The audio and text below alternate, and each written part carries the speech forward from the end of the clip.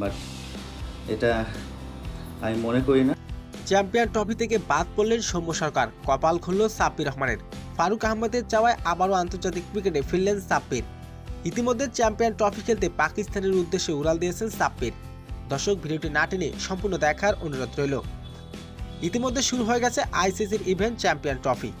Champion ট্রফিতে এবার অংশগ্রহণ করছে বাংলাদেশ ক্রিকেট দল।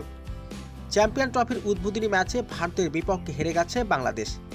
ভারতের বিপক্ষে ব্যাটিং বিপর্যয় ছিল সৌম্য সরকার।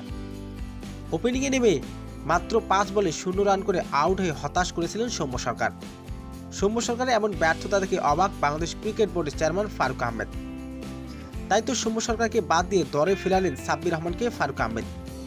ফারুক আহমেদের চাওয়ায় আবারও আন্তর্জাতিক ক্রিকেটে ফিরলেন সাব্বির। চ্যাম্পিয়ন ট্রফি খেলতে ইতিমধ্যে পাকিস্তানের উদ্দেশ্যে উড়াল দিয়েছেন তিনি। বাংলাদেশ বিপিএলে খেলেছিলেন দুর্দান্ত, তাই সাব্বির রহমানের এমন বিধ্বংসী ব্যাটিং দেখে এবার সরাসরি চ্যাম্পিয়ন ট্রফি খেলার অফার দিলেন ফারুক আহমেদ। আর এবার কপাল খুলে গেল সাব্বিরের।